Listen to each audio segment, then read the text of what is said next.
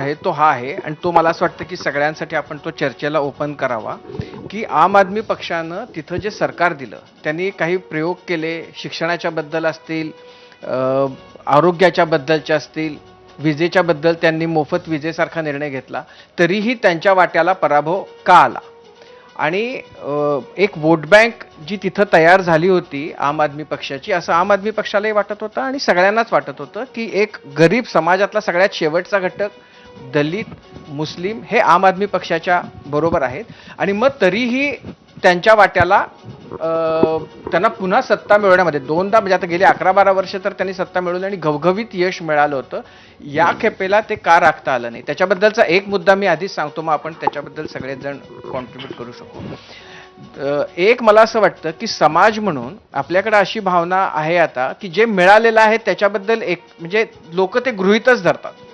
म्हणजे की आता मोफत मिळणाऱ्या गोष्टी ज्या आहेत तर आता त्या ठीक आहेत त्या आता आमचा अधिकार आहे असं कुठंतरी वाटत राहतं आता ह्याच्या पलीकडे काय देता तुम्ही ते सांगा असं काहीतरी होत असावं आणि त्यामुळं आम आदमी पक्ष जे देतोय त्याच्यापेक्षा जी नवीन आश्वासनं मिळत आहेत त्याला कदाचित लोक भुलले असावे तिथला प्रश्न जो होता आरोग्य शिक्षण या बाबतीमध्ये आम आदमी पक्षानं खूप केलं ही गोष्ट खरी आहे पण यमुनेचं दूषित पाणी कचऱ्याचा प्रश्न म्हणजे मला कचरा हा प्रश्न असू शकतो हे दिल्लीत गेल्यानंतर कळलं कारण आपल्याला नेहमी जी दिल्ली दिसती ती चकचकीत ल्युटन्स दिल्ली दिसती नवी दिल्ली दिसती पण जी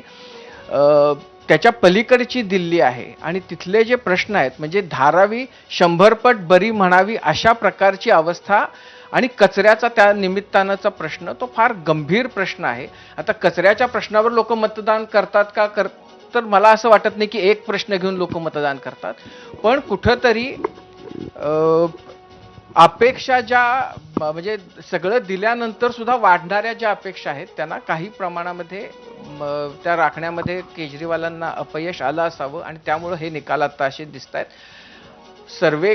सर्वेंच्या बद्दल सर्वे खूपदा चुकतात आणि हे होतं कालच्या ॲक्सिसचा जो परवाचा होता त्यांनी फार सविस्तरपणानं त्याचं ॲनालिसिस केलं होतं आणि त्यांनी केजरीवाल पडतील